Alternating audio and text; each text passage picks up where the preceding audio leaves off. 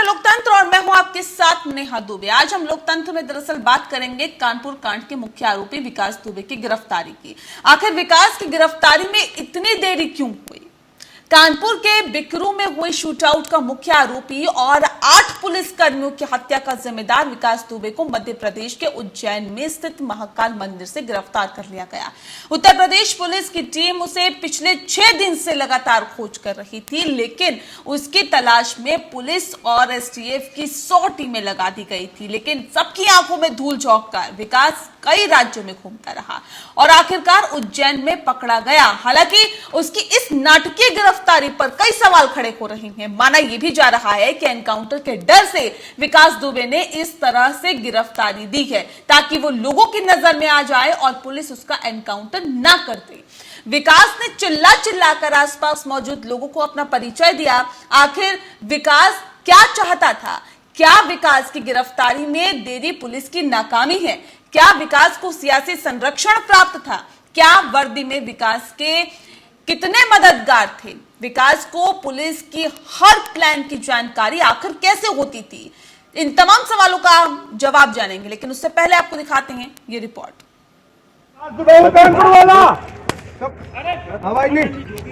जब मौत का खौफ आंखों के सामने नाचता है और एनकाउंटर का डर मन में बैठ जाता है तो अपराधी हर वो कोशिश करता है जो उसे उन तमाम हथकंडों से बचा सके जो किसी बदमाश के खिलाफ अक्सर पुलिस इस्तेमाल करती है। 7 दिनों से पुलिस को छका रहा विकास दुबे आखिरकार पुलिस के हत्थे चढ़ ही गया। मध्य प्रदेश पुलिस ने उसे उज्जैन से पकड़ लिया है।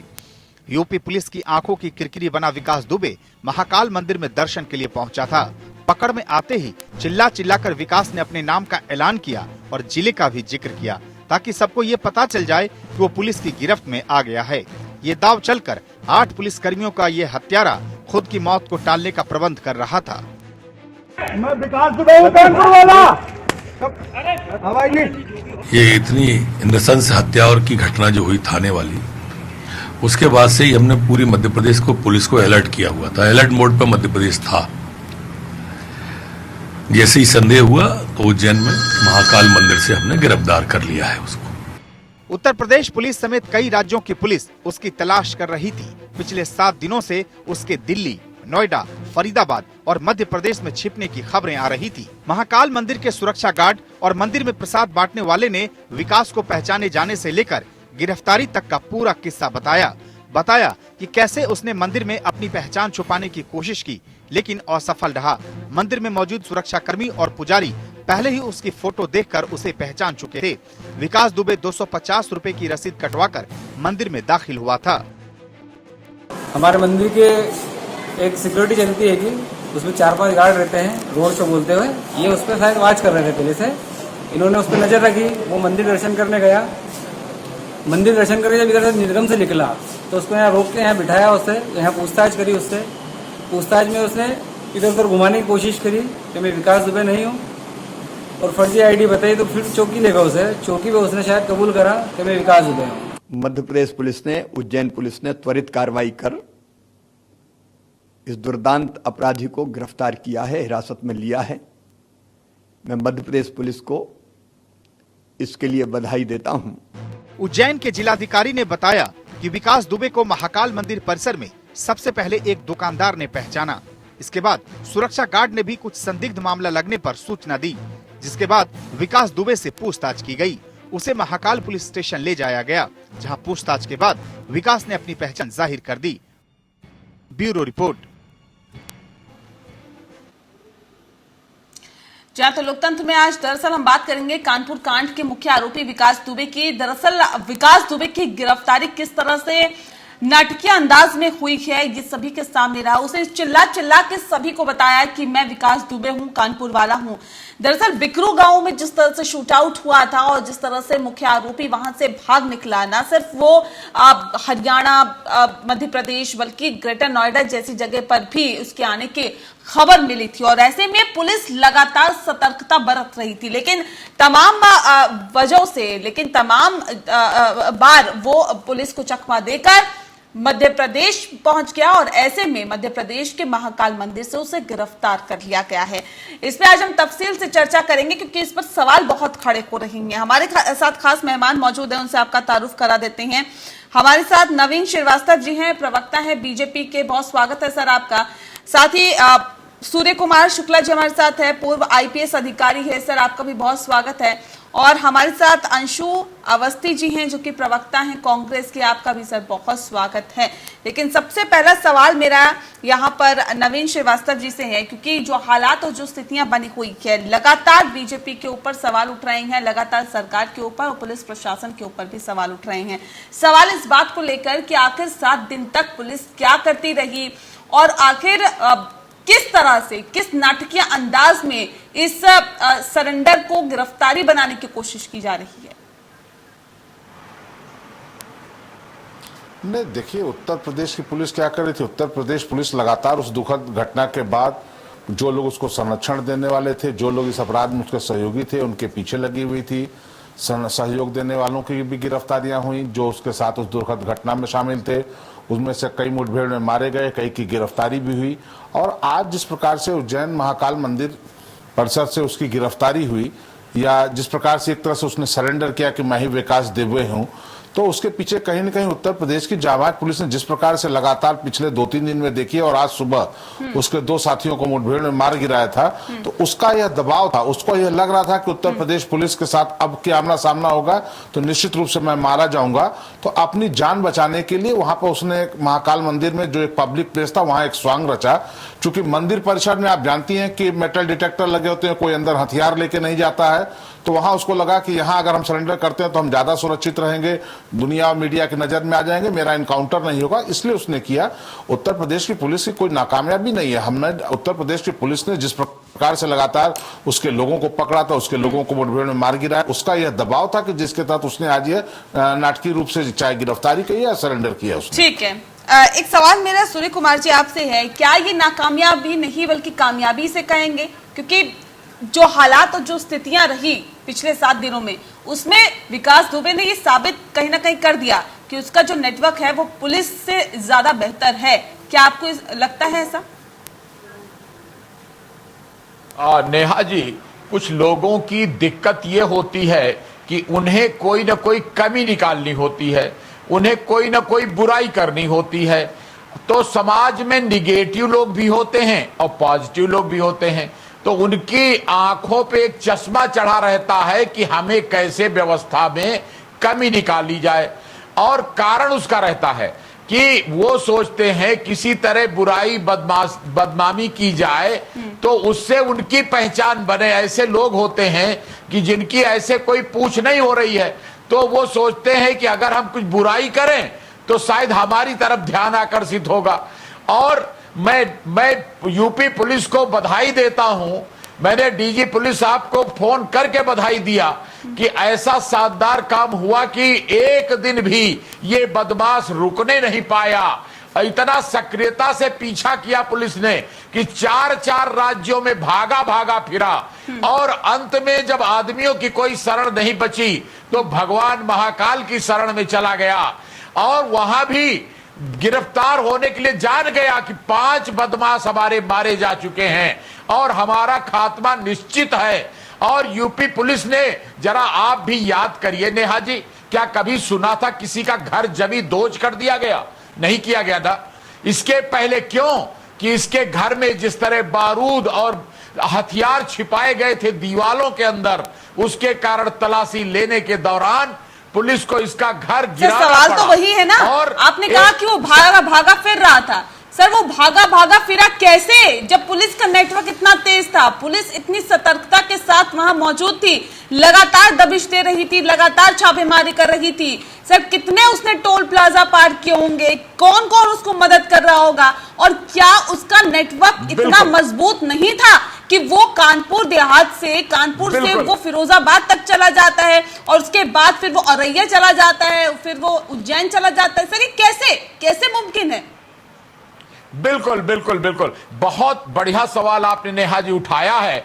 और मैं कहूंगा कि जो जांच हो रही है उसमें इस बात की अच्छी तरह जांच होनी चाहिए कि किन किन लोगों ने इस बदमाश की क्या क्या मदद अब तक की। अरे जो लोग 5 दिन का सवाल लिहाज उठा रहे हैं, मैं उनसे पूछता हूं कि अरे भाई 5 दिन नहीं, 5 महीने नहीं, अरे 20 महीने नहीं, 20 साल का हिसाब बता दो कि 20 साल में इस बदमाश को सजा क्यों नहीं दी गई।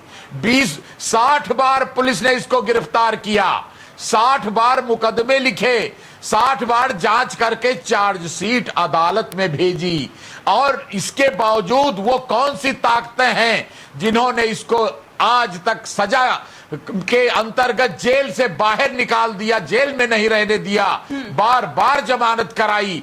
अरे इस घटना ने तो सारी पोल खोल दी कि कैसे हमारी दंड प्रणाली, हमारी दंड व्यवस्था अपराधियों को कितनी कमजोर है, जिसकी वजह से इस तरह के माफिया बचते रहते हैं और सारा दोष लोग पुलिस पर डालकर किनारे हो जाते हैं। ऐसे वो कौन लोग हैं जो संरक्षण दे रहे हैं विकास दुबे को, जो संरक्षण दे रहे थे न सिर्फ पहले बल्कि अब जब ये पूरा केस सामने आया, कानपुर कांड सामने आ गया, उसके बाद भी उसे संरक्षण देने वालों का सिलसिला लगातार जारी रहा। पुलिस से भगाने, पुलिस से लुका छुपी कराने के लिए भी जो लोग हैं उसको संरक्षण देते रहे, और ये आपने अलग अलग जगह पे भी सुना होगा, देखा होगा, और एंड में अब उसको गिरफ्तार कर लिया गया। लेकिन ऐसे कौन से लोग हैं जो उसको संरक्षण दे रहे थे? अरे नेहा जी, ये आपने देखा कि पुलिस में अगर कोई सूर्य कुमार जी आऊंगे, जो संरक्षण है वो सत्ता के द्वारा हमेशा विकास दुबे को संरक्षण मिला। पिछली सरकार में भी, समाजवादी पार्टी की सरकार में भी संरक्षण मिला। हाँ, फर्क इतना जरूर है कि समाजवादी पार्टी की सरकार के समय में ये उसके पास कट्टा था, बंदूक थी। भारतीय जनता पार्टी के समय में वो प्रमोशन पाकर AK-47 लेकर चलने लगा। पहले वो आम आदमी को सताता था, गरीबों को मारता था। भाजपा में प्रमोशन पाकर वो पुलिस वालों पर सीधे हाथ उठाने लगा, और उसकी इतनी हिम्मत भारतीय जनता पार्टी की सरकार में पड़ गई कि उसने पुलिस वालों पर गोली की और निर्दोष 8 पुलिसकर्मियों की हत्या कर। मध्य प्रदेश में जो ये सरेंडर है, ये कोई सामान्य सरेंडर नहीं। अगर आप इसे ध्यान से देखें, नरोत्तम मिश्रा जो मध्य प्रदेश के गृह मंत्री हैं, 2017 के विधानसभा चुनाव में कानपुर के वो प्रभारी थे। दूसरा जी, महाकाल पुलिस स्टेशन के SHO को 8 जुलाई को हटा दिया जाता है। तो ये सारी चीजें जो हो रही हैं, जिलाधिकारी और पुलिस अधीक्षक वहां पर शाम को 8:30 बजे मंदिर जाते हैं, दर्शन नहीं करते हैं लेकिन जाते हैं। तो ये सारी चीजें जितनी मिल रही हैं, ये सारी चीजें कहीं न कहीं ये कड़ी जोड़ रही हैं कि सरकार अभी भी अपराधियों को संरक्षण दे रही है और बढ़ावा दे रही है।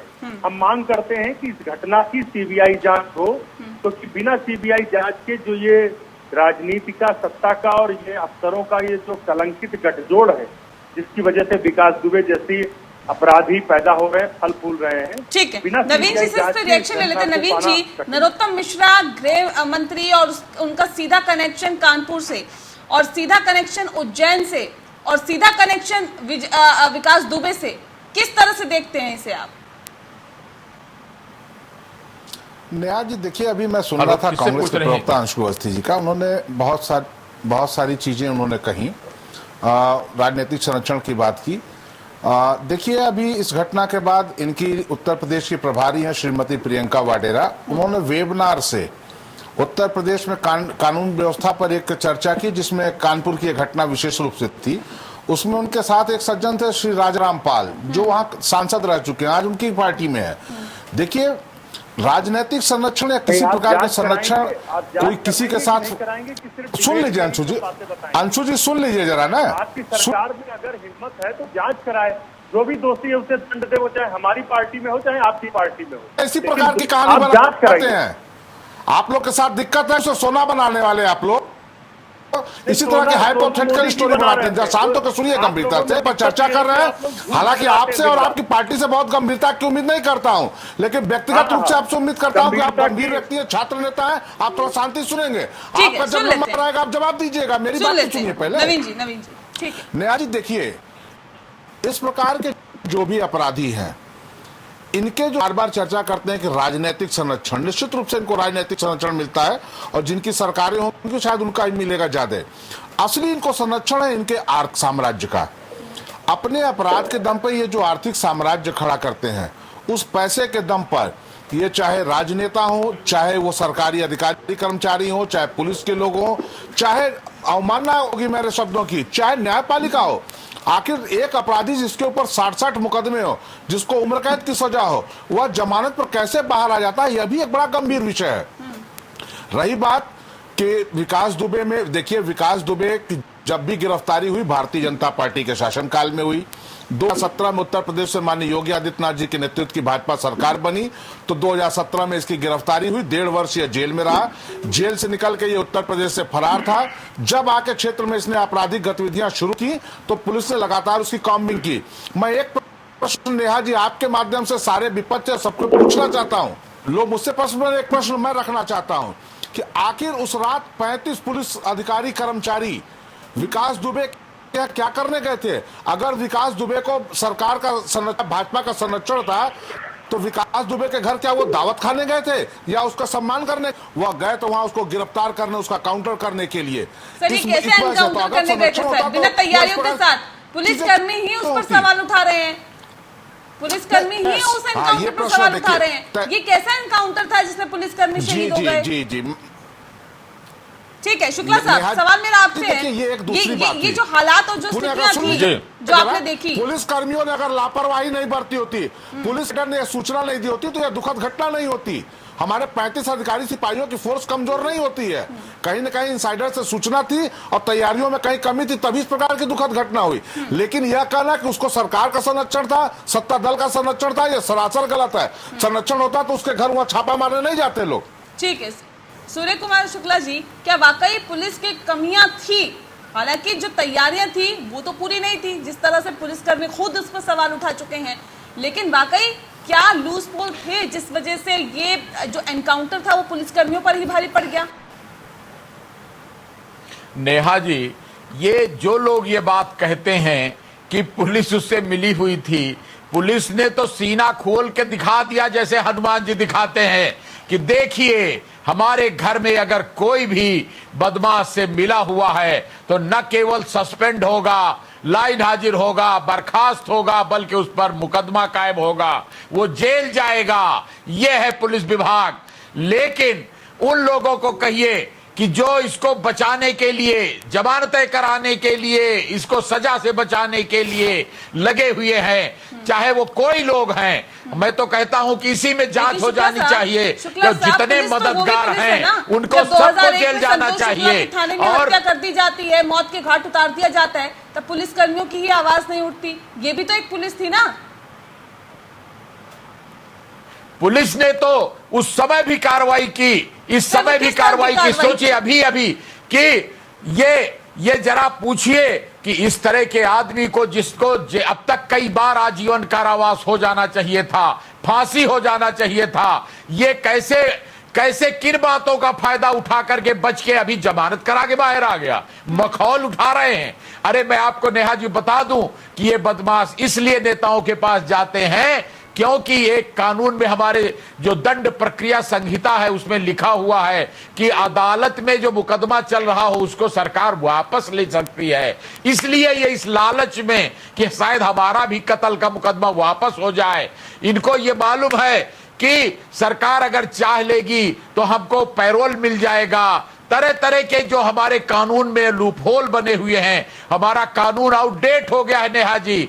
1860 के भारतीय दंड विधान से अभी हम लोग चल रहे हैं। 1973 की हमारी दंड प्रक्रिया संहिता है जिसमें जमानत के ढीले कानून हैं। मैं तो कहता हूं कि अब इनकी खाली जमानत सबकी कैंसिल करके इन माफियाओं को सबको तब तक जेल में रखने का प्राविधान, नया एक कड़ा कानून बन जाना चाहिए और इनकी सारी संपत्ति जब्त कर ली जानी चाहिए। जिस धन बल की बदौलत ये वकीलों की फौज खड़ी करते हैं और फौज खड़ी करके जमानतें पा लेते हैं, सजा से बच जाते हैं। और एक और सुझाव देता हूं कि जैसे ही घटना हो इनके सारे बयान हलफनामे के रूप में दर्ज हो जाने चाहिए ताकि गवाह को मार कर, गवाह को खरीद कर, गवाह को डरा कर, धमका कर ये तोड़ न पावे, सजा से बच न पावे। पुलिस ने तो बहुत मेहनत की, बहुत सोचिए इतने ही समय में 5 बदमाश इस गिरोह के मारे गए और पुलिस ने लगातार दौड़ाया और उससे पूरे प्रदेश में सारे माफियाओं में यह खौफ हो गया कि यूपी के अंदर अगर रह गए तो तब तो जरूर मार दिए जाएंगे। ठीक है, अंशु भागा अवस्थी जी, तुरंत सवाल इस बात को ग्वालियर लेकर की है। तरफ, फिर वहां से ठीक है। हरियाणा की तरफ, फिर राजस्थान की तरफ, फिर वहां से एमपी की तरफ ठीक। भाग रहा है और पुलिस लगातार सर्वेलांस करके पीछा कर रही है कहां है, फिर वहां पहुंची, फिर वहां से भाग गया, फिर वहां पहुंची, फिर भाग गया। देखिए कैसे डरा हुआ चप्पल पहने एक माफिया अपने प्राणों की रक्षा करने के लिए चिल्ला रहा है, मैं हूं कानपुर वाला। अरे ऐसा वो माफिया कहा गया जो अपने को बड़ा शेर बनता था। इसलिए पुलिस ने तो शेर को बकरी बना दिया। और अभी देखिएगा आगे आगे होता है क्या। अभी भी स्नेहा जी इस बदमाश को नेहा जी पुलिस छोड़ेगी नहीं। ठीक है सर, ठीक है। सूर्य कुमार शुक्ला जी लौटेंगे आपके पास। अंशु जी, सवाल इस बात को लेकर है कि सिर्फ उज्जैन को ही क्यों चुना गया? क्या ये प्री प्लान था या फिर वाकई पुलिस की मुस्तैदी थी कि उसे उज्जैन से गिरफ्तार कर लिया गया? देखिए, सूर्य कुमार शुक्ला जी की बात से मैं बिल्कुल सहमत होते हुए उनकी बात में ही अपनी बात जोड़ते हुए आगे बढ़ता हूँ। ये बिल्कुल सत्य है कि उत्तर प्रदेश की पुलिस ईमानदारी से काम करना चाह रही है, लेकिन इस सरकार में जिस तरीके से मुकदमे हटाने का सिलसिला शुरू हुआ, आप देखिए कि अपराधियों पर मुकदमे हटाए, यहाँ तक कि जो बलात्कारी चिन्मयानंद भारतीय जनता पार्टी का सांसद था उस पर भी मुकदमे हटाने की कार्रवाई उसकी भाजपा सरकार ने की। उत्तर प्रदेश के मुख्यमंत्री पे हत्या के मुकदमे हैं, हत्या के प्रयास के मुकदमे, उन्होंने उनके मुकदमे हटाने का प्रयास किया। इससे कहीं न कहीं पुलिस का मनोबल गिरा है। इस बात से मैं बिल्कुल सहमत हूँ कि अपराधियों को भारतीय जनता पार्टी की सरकार और पिछली सरकारों ने भी प्रश्रय दिया है, इसमें कोई दो राय नहीं। दूसरा, हमारे भाजपा के साथी कह रहे थे कि भाजपा की सरकार में वो गिरफ्तार हुआ था। हम फिर से कह रहे हैं भाजपा की सरकार में गिरफ्तार हुआ था, लेकिन भाजपा की सरकार के ही कैबिनेट मंत्रियों ने दबाव बनाकर पुलिस की पैरवी कमजोर कराई, जिससे उसको फिर से जमानत मिल गई। वो भी भाजपा की ही सरकार में हुआ। बिकरू का जो कांड हुआ जिसमें 8 हमारे पुलिसकर्मी शहीद हो गए जिनका कोई दोष नहीं था, वो भी भारतीय जनता पार्टी की सरकार में हुआ। तो बार बार अगर भारतीय जनता पार्टी श्रेय लेना चाहती तो इन श्रेय को भी लेना पड़ेगा कि उसकी जमानत भी बीजेपी की सरकार में हुई, अब बिकरू का कांड भी हुआ। और इत्तेफाक से मध्य प्रदेश में भारतीय जनता पार्टी की सरकार है, जो मध्य प्रदेश अब सरेंडर प्रदेश बन चुका है। उत्तर प्रदेश में अपराध करो, पुलिस को ठोको, आम आदमी को ठोको और मध्य प्रदेश में जाकर सरेंडर कर दो। ठीक है। एक नवीन जी, सवाल इस बात को लेकर है कि जब खुद विकास दुबे कहता है कि उसके कुछ विधायकों से अच्छे संपर्क है, ये भी कहता है कि गलत तरीके से मेरा नाम किसी इसमें डाल दिया गया मर्डर लिस्ट में, और उसके बाद कुछ ऐसे नेता हैं जो मेरा नाम हटवाने की कोशिश कर रहे हैं। बीजेपी विधायकों के नाम तक उसने लिए कि इनके साथ मेरे करीबी रिश्ते हैं। सर, ऐसे में सवाल इस बात को लेकर है कि अगर बीजेपी नेताओं के ही करीबी रिश्ते ऐसे डॉन, ऐसे माफिया, ऐसे बदमाश, ऐसे हिस्ट्री शीटर के साथ होंगे तो उनके खिलाफ कार्रवाई आखिर किस तरह से होगी, कैसे होगी? क्या उसके ऊपर प्रश्न चिन्ह नहीं खड़ा होता है? नवीन जी।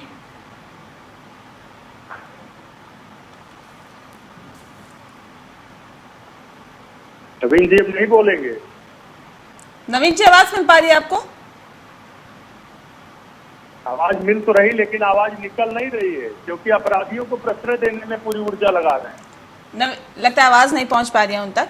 ठीक है, लेकिन यहाँ पर सवाल दरअसल बहुत सारे खड़े होते हैं, इन सवालों का जवाब भी हम जानेंगे। दरअसल आज हम लोकतंत्र में बात कर रहे हैं हिस्ट्री शीटर विकास दुबे की गिरफ्तारी की। जिस तरह से गिरफ्तारी उसकी हुई है, या फिर यूं कहें कि विकास दुबे ने सरेंडर किया, इस पे हम लगातार चर्चा कर रहे हैं। खास मेहमान हमारे साथ लगातार मौजूद हैं। एक सवाल मेरा नवीन जी आपसे है, जिस तरह से विकास दुबे की अगर हम बात करें, विकास दुबे ने जिस तरह से एक वीडियो जो वायरल हुआ था उसके अंदर कई बीजेपी के नेताओं से अपने गहरे संबंध बताए थे, और ये भी कहा था कि कुछ ऐसे मामलों में उसके नाम है जिसमें से बीजेपी के नेता या फिर कुछ ऐसे नेता जो कि उसका नाम निकलवाने की कोशिश कर रहे हैं। ऐसे में सवाल इस बात को लेकर है, सरकार तो ये कहती है कि हम तो बिल्कुल ऐसे लोगों के खिलाफ जो कि भ्रष्टाचार में लिप्त है या फिर गुंडागर्दी या फिर यूं कहें कि हिस्ट्री शीटर है या फिर बदमाश, ऐसे लोगों के खिलाफ सरकार पूरी तरह से प्रतिबद्ध है कि उनको सजा मिले। लेकिन कुछ नेताओं की करीबियां जब खुद विकास दुबे ये बताता है तो क्या सरकार पर सवाल नहीं खड़े होंगे?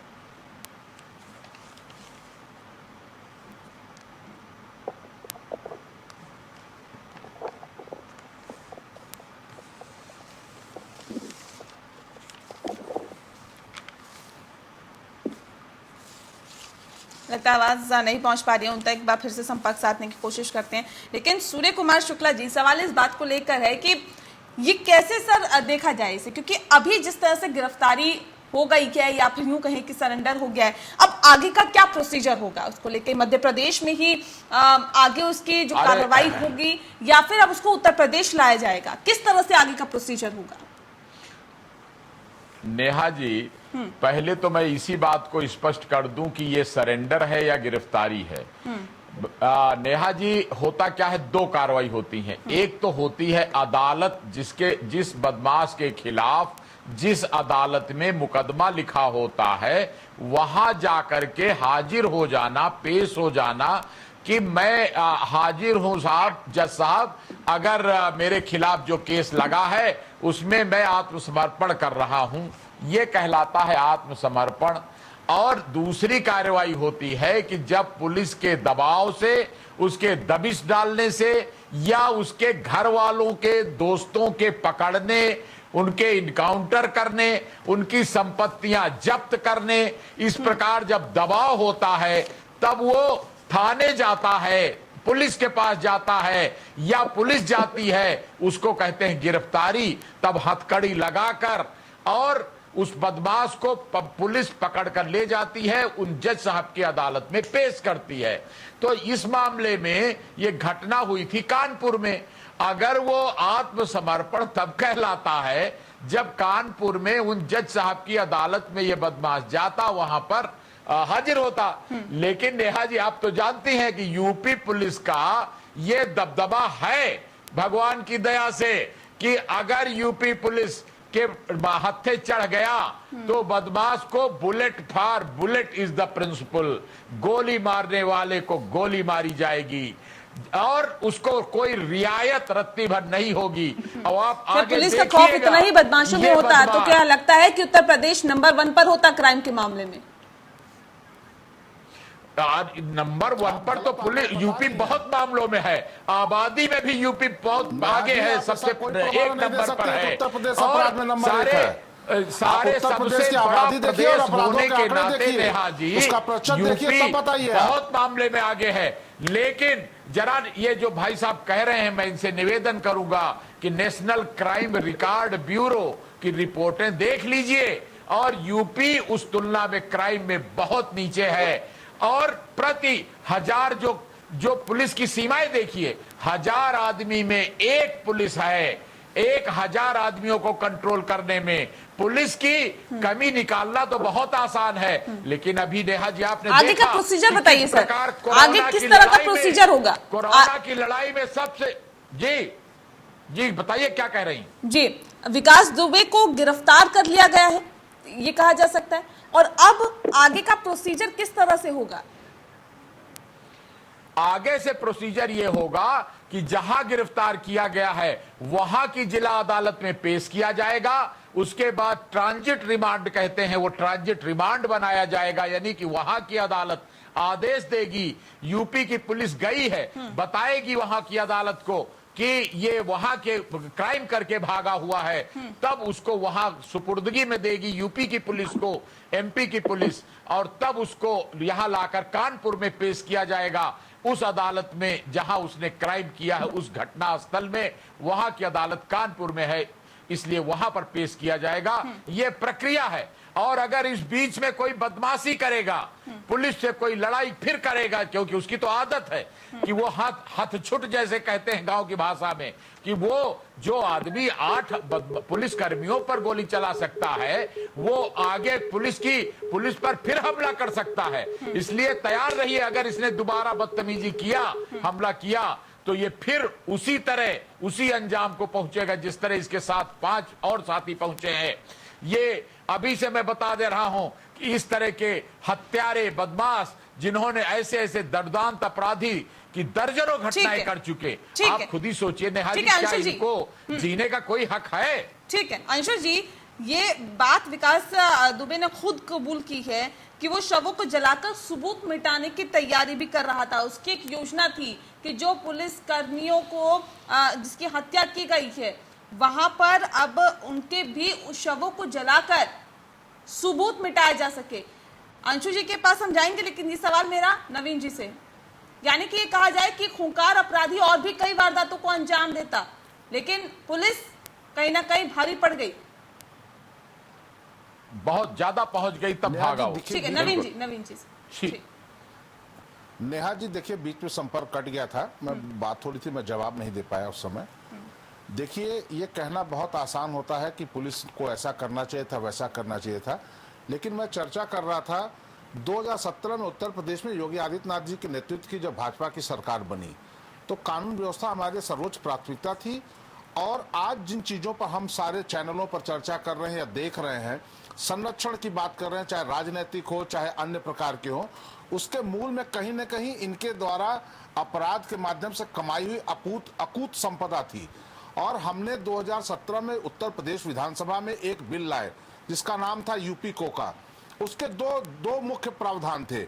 एक था कि जिस तरह से माननीय सर्वोच्च न्यायालय के निर्देश पर सारी आईपीसी सीआरपीसी की धारा के बावजूद जनप्रतिनिधियों के मामलों की सुनवाई के लिए एक अलग स्पेशल कोर्ट बनाई गई है, उसी तरह से इस प्रकार के जो पेशेवर बड़े अपराधी हैं उनकी सुनवाई के लिए भी अलग से कोर्ट बनाई जाए, नंबर, ताकि इनका स्पीडी ट्रायल हो। दूसरा जो सबसे प्रमुख था कि इनके द्वारा अपने अपराध जगत के माध्यम से जो संपदा जुटाई गई है उसको जब्त करके इनकी आर्थिक कमर तोड़ दी जाए, ताकि ये जेलों में बंद रह के सांसद विधायक या जिला पंचायत ना होने पाए, जेलों में रह के अपनी आर्थिक ताकत के दम पर अपने गुर्गों के माध्यम से अपना साम्राज्य चलाते रहें, उसमें थाने के लोगों को खरीदते रहें, उसमें मीडिया के लोगों को। सुन लीजिए जरा, गंभीर विषय है नेहा जी, सुन लीजिए जरा, सुन लीजिए, मेरा भी सवाल सुन लीजिए ना सर, मेरा भी सवाल है और वक्त कम होता है तो हमें अपने सवाल तो पूछने ही होते हैं ना। अरे मैडम सुन लीजिएगा ना, तब जब चर्चा करें तो इस विषय को सुन लीजिए। उस बिल को समाजवादी पार्टी जिसका विधान परिषद में बहुमत था उसने उस बिल को गिरा दिया, चूंकि वो नहीं चाहते थे कि उनके संरक्षण में पलने वाले अपराधियों के खिलाफ इस प्रकार की कार्रवाई हो। आज के तारीख में यह दुर्भाग्यपूर्ण घटना नहीं होती तो मुख्तार अंसारी, अतीक या सुंदर भाटिया ऐसे लोगों के आर्थिक साम्राज्य को तोड़ने के लिए जो हमारी पुलिस कार्रवाई कर रही है वह चर्चा में होती। यह दुर्भाग्यपूर्ण, हम लगातार इस दिशा में काम कर रहे हैं और अंशु अवस्थी ऐसे लोग बात तो दूसरे पे आरोप तो लगा देते हैं, लेकिन राजा रामपाल से उसके क्या रिश्ते थे? अपराधियों का जेल में रहने का भी क्या फायदा? ये जेल में रह के चुनाव जीत जाते हैं, क्या लगता है आपको कि जेल में रह के इनका जो पूरा ये जो षड्यंत्र है वो चलता नहीं रहेगा? जीतते कैसे हैं? जेल में रह के जीतते इसलिए है कि वो अपने अपराध के दम पर इतना बड़ा आर्थिक साम्राज्य खड़ा करते थे, अरबों खरबों रुपए उनके पास होते हैं, जिसके आधार पे वो थानेदार, सिपाही, राजनेता सबको अपना ओबलाइज करके अपना साम्राज्य चलाते रहते हैं, जनता के बीच अपनी राबुन ईंट की छवि बनाए रखते हैं। यह सारी चीजों को तोड़ने के लिए हम यूपी कोका लाए थे, लेकिन आज यूपी कोका पास नहीं होने के बावजूद हम उत्तर प्रदेश में जो भी माफिया इस तरह के हैं उनके खिलाफ लगातार क्रैकडाउन चला रहे हैं। आप पिछले एक महीने के अखबारों को देख लीजिए, किस प्रकार गाजीपुर से लगाए गाजियाबाद, नोएडा तक इस प्रकार के संगठित अपराधी जो जेलों में बैठ करके जनप्रतिनिधि बने हुए हैं, चाहे अपना सिक्का चला रहे हैं, उनके खिलाफ हम कार्रवाई कर रहे हैं। ऐसे लोगों के ऊपर राजनीतिक कहीं ना कहीं इनका अच्छा रिश्ता होता है राजनीतिक पार्टियों के साथ भी, राजनेताओं के साथ भी, लेकिन सवाल इस बात को लेकर है कि इसी बात का जिक्र वो खुद एक वीडियो में कर रहा है कि उसका कई नेताओं के साथ, बीजेपी के भी कई नेताओं के साथ बहुत गहरा संबंध है। 2 विधायकों के नाम भी उसने लिए हैं, मौजूदा विधायकों के, कि इनके साथ उनका गहरा संबंध है। और ऐसे में सवाल इस बात को लेकर है कि अगर उनके साथ ये गहरे संबंध की बात खुद कबूल करता है तो जाहिर तौर पे बीजेपी की सरकार है, क्या नहीं लगता कि उसका फायदा उठाने की कोशिश कर रहा है विकास दुबे? भगवती प्रसाद सागर और अभिजीत सांघा का नाम भी लिया। नेहा जी नाम लिया हो, हमने देखा। देखिए, इस बात को बहुत गंभीरता समझना पड़ेगा। आप बहुत समझदार, बड़ी अच्छी एंकर हैं। अगर भारतीय जनता पार्टी में उसको संरक्षण होता है इस प्रकार, जिस प्रकार से विधायकों का नाम या किसी का ले रहा है, तो क्या उसके घर पुलिस छापा मारने जाती? क्या भारतीय जनता पार्टी की सरकारों में उसकी गिरफ्तारी होती? 2007 से 17 तक जिस प्रकार से उसके खिलाफ कोई मुकदमे दर्ज नहीं हुए, कभी एक बार पुलिस उसकी गिरफ्तारी नहीं की। उन लोगों ने संरक्षण दिया। नाम लेना संरक्षण नहीं है। मानते हैं कि तमाम और सरकारों में इन पर शिकंजा नहीं कसा गया, योगी आदित्यनाथ की सरकार ने शिकंजा कसा है। मानते हैं सर, मानते हैं सर, मानते हैं, लेकिन सवाल इस बात को लेकर है कि ये जब खुद कबूल कर रहा है, इन विधायकों के नाम ये खुद ले रहा है, अब अवनीश अवस्थी के साथ उसकी फोटो खुद सार्वजनिक हो रही है, तमाम और बीजेपी के बड़े नेताओं के साथ सर सार्वजनिक हो रही है, तो क्या हम ये ना कहें कि इसके संबंध अच्छे थे, बेहतर थे बीजेपी में? फंसाने के लिए भी अपराधी नाम ले सकता है। अगर वो लोग उसका संरक्षण दे रहे थे तो कभी उनका नाम नहीं लेता। लेकिन क्या ये बात नहीं सामने आती है कि उसकी फोटो मुलायम से अखिलेश यादव जी के साथ भी है, कांग्रेस के राजा राम पाल जी के साथ भी है, तो बहुत सारे लोगों के साथ उसकी तस्वीरें हैं। और उसकी मां ने आज ही आप सारे चैनलों पर बयान दिया है कि मेरा बेटा तो समाजवादी पार्टी में था। आज उसकी मां का बयान देखिए आप। नहीं, मुझे ही बताइए नहीं है ना, अगर आप ये कहेंगे कि सामने वाली पार्टी ऐसी है तो सर उसमें और आप में क्या अंतर रह जाएगा? आप बताइए ना, आप बताइए ना, आप अपने आप को कैसे अलग साबित करेंगे? अगर सामने वाली पार्टी उसका समर्थन कर रही थी, उनकी अगर पत्नी ने समाजवादी पार्टी की सदस्यता ग्रहण कर रखी थी आजीवन काल की, तो सर आपकी पार्टी कितनी स्वच्छ है? जनता को तो उससे मतलब है, सामने वाली पार्टी के अंदर क्या है उससे क्या मतलब? बिल्कुल। नेहा जी, इस आदमी के परिवार में 12 असलहे हैं। जरा रिकॉर्ड उठा के देख लीजिए कि ये 12 असलहे किस शासन में दिए गए हैं इसको, तब पता लगेगा कि असली मददगार कौन है इसके। एक शुक्ला जी आऊंगे। उसकी माता जी का बयान है जिसमें वो कह रही है कि हमारा बेटा समाजवादी पार्टी में था और है। आप उसको भी तो देखिए ना, अपराधी व्यक्ति कब किसको फंसाने के लिए क्या कहेगा, सत्ता पर कौन काबिज है, जवाबदेही किसकी बनती है? अपना दबदबा बनाने के लिए ऐसे अपराधी जाकर फोटो खिंचा लेते हैं, खास खास जगह घूमते रहते हैं। जो लोग नहीं पहचानते उनके साथ बगल में खड़े होकर पांव छू के फोटो खिंचा लेते हैं, लेकिन वो प्रमाण नहीं होता। प्रमाण होता है किसने उसे छुड़वाया, किसने शुक्ला साहब, किसने गिरफ्तारी उसकी देना जमानत भी, ली, ये गिरफ्तारी किसने देना उसको भी एक असलहे योजना नहीं है दिलाया? क्या वो बखूबी जानता नहीं था विकास दुबे कि अगर मैं उत्तर प्रदेश पुलिस के हाथ चढ़ जाऊंगा तो मेरा एनकाउंटर हो जाएगा? इससे बेहतर है कि मध्य प्रदेश चला जाए, राजस्थान चला जाए, छत्तीसगढ़ चला जाए, उत्तराखंड चला जाए, आस पड़ोस के जो प्रदेश है वहां पर चला जाए, बस उत्तर प्रदेश पुलिस के हाथ में ना लग जाओ। कि 6 बजे ये घटनाएं होती है और 7 साढ़े 7 बजे अरे इस तरह का अंत में घूम फिर कर नेहा जी यूपी पुलिस के हाथ में तो उसको आना ही आना है, क्योंकि यहां उसने बदमाशी की है। तो आप बिल्कुल मुतमईन रहिए कि जिस तरह का दुर्दांत काम उसने किया है उसी तरह का अंजाम भी उसको भुगतना ही होगा। ये महाकाल के दरबार में जाने से टेम्परेरी बचत उसकी जरूर हो गई है, लेकिन ये ईश्वर का न्याय भी एक न्याय होता है। देखिएगा बहुत जल्दी वो अपने अंजाम तक पहुंचेगा। अंशु अवस्थी जी, आपको आवाज मिल पा रही है? ठीक है, लगता है आवाज नहीं पहुंच पा रही है। नवीन जी, सवाल इस बात को लेकर है कि अब जो शहीद के परिवार वाले हैं, यानी कि पुलिस कर्मियों के जो परिवार वाले हैं, जो व्यक्ति, जो पुलिसकर्मी जो शहीद हुए हैं, उनका कहना है कि जो एनकाउंटर हुआ, ये जो गिरफ्तारी हुई है, ये भी एक योजनाबद्ध तरीके से हुई है। ऐसे व्यक्ति का क्या नहीं एनकाउंटर होना चाहिए था? तमाम और गुर्गों का जो एनकाउंटर हुआ वो भागने में सफल रहे, तो ये क्या न्याय मिला है उन पुलिसकर्मियों के परिवार वालों को? नवीन जी। नहीं, देखिए नेहा जी, इनकाउंटर कोई न्याय नहीं है। न्यायपालिका हमें तो हम संविधान की शपथ लेते हैं और अपराध की सजा न्यायपालिका के ही थ्रू होती है, अदालत के ही थ्रू होती है। अगर अपराधी पुलिस के साथ आमने सामने अगर मुठभेड़ होती है, गोली चलाता है, तो पुलिस गोली चलाती है, उसमें अपराधी मारे जाते हैं। कहीं न कहीं आज जो उसने ये गिरफ्तारी या सरेंडर किया है, उसके मन में यह भय हो गया था कि जिस प्रकार से मेरे सारे साथी पुलिस के साथ मुठभेड़ में मारे जा रहे हैं, मैं भी मारा जा सकता हूं। और उसमें सबसे बड़ा आज इसके पीछे जो कुछ भी हो तो चीजें सामने आएंगी। आज सुबह सुबह जब आपको भी सोशल मीडिया ने प्लेटफॉर्म पर खबर मिली होगी, हम सबको मिली कि इसके 2 साथी जो है उत्तर प्रदेश में एसटीएफ के साथ काउंटर में मारे गए हैं, तो उत्तर प्रदेश पुलिस का यह खौफ उसको इस प्रकार से सरेंडर या गिरफ्तारी देने के लिए मजबूर किया कि वहां जाके स्वतः उसको कहना पड़ा सार्वजनिक स्थल पर महाकाल के मंदिर में कि मैं कानपुर वाला विकास दुबे हूं, मुझको गिरफ्तार कर लो, ताकि सार्वजनिक स्थल पर गिरफ्तारी होगी, मेरे साथ कहीं कोई इनकाउंटर नहीं होगा। लेकिन एक सवाल है शुक्ला जी, ठीक है सर, एक सवाल शुक्ला जी आपसे है कि उसको अगर गिरफ्तारी अपनी देनी ही थी तो शुभम नाम से उसने पर्ची क्यों कटवाई? आई कार्ड उसके पास नवीन पाल के नाम का था, क्यों? और क्यों उसको चिल्ला चिल्ला के बाद नहीं कहना पड़ा कि मैं कानपुर वाला विकास दुबे हूं?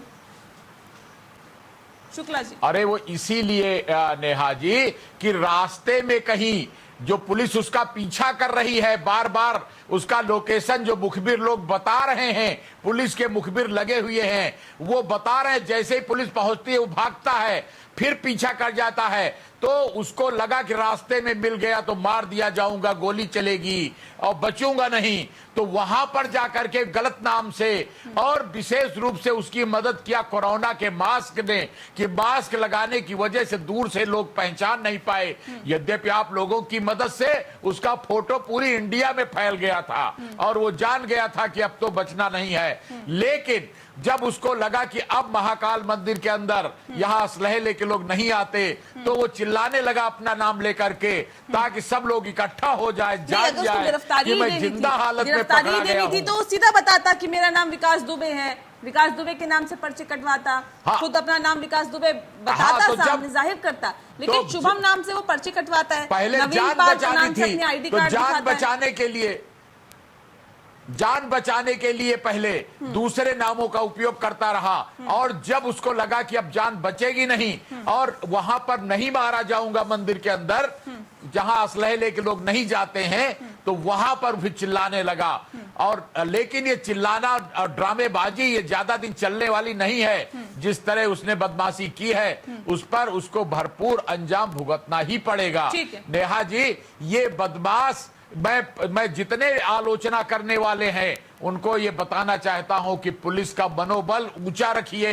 यही एक संस्था है जो आपको अपराधियों से बचाती है। अगर 24 घंटे के लिए पुलिस कहीं हड़ताल पर चली जाए या पुलिस काम से हटा ली जाए तो देखिए क्या अंजाम करते हैं ये बदमाश। इसलिए जो लोग ये पुलिस का मनोबल तोड़ने के लिए इस प्रकार की बातें करते हैं कि अरे वो तो आत्मसमर्पण कर दिया है, अरे आत्मसमर्पण नहीं कर दिया, जान बचाने के लिए वहां हाजिर हुआ है। और इसको आत्मसमर्पण नहीं कहते, इसको गिरफ्तारी कहते हैं। आत्मसमर्पण अदालत के अंदर होता है। मैं कहता हूं जो कहते हैं ना, घर का भेदी लंका ढाए, वही कहावत उन्होंने सच करके भी दिखा दी है। तो ऐसे जो लोग हैं, क्या उनके खिलाफ भी कार्रवाई होनी चाहिए, और किस तरह की कार्रवाई होनी चाहिए जो पुलिस में रहकर ही देश की सेवा करने के नाम पर सिर्फ और सिर्फ ढोंग रचते हैं? बिल्कुल, पुलिस पर जिन लोगों ने पुलिस के ऐसे एक हरकत की है उनकी पुलिस ने सख्त कार्रवाई की है, तुरंत मुकदमा लिखा है, सस्पेंड किया है, गिरफ्तार किया है, और आगे भी अभी जांच जारी है। आज तो मेरी पुलिस के उच्च अधिकारियों से बात हुई, वो कह रहे हैं कि पूरे मामले की समीक्षा करके कई ऐसे कदम उठाए जाएंगे सरकार के द्वारा जिससे दोबारा कोई इस तरह का माफिया ऐसी हरकत न कर सके। अभी तो कई काम होने बाकी हैं। क्रिमिनल इंटेलिजेंस विभाग एक ऐसा जो पहले से पता करता रहे कहां कहां क्या बदमाशी होने वाली है, और इसी तरह ऐसे बदमाशों का सुधार, क्रिमिनल रिफॉर्मेशन, जेलों के अंदर रखकर इनको मन इनका बदलना पड़ेगा, अन्यथा इतने भारी संख्या में है नेहा जी कि नवीन जी तकरीबन 7 दिन तक इधर से उधर भागता रहा। न सिर्फ पुलिस वाले बल्कि इसके अंदर राजनीतिक नेताओं का भी हाथ रहा, क्योंकि बिना राजनीतिक कहा जा सकता है संरक्षण के इसका फलना फूलना पॉसिबल नहीं था, संभव नहीं था। ऐसे में सवाल इस बात को लेकर है, ये जो अपने राज उगलेगा, क्या इसके बाद ये कहा जा सकता है कि कई नेताओं पर भी गाज गिर सकती है?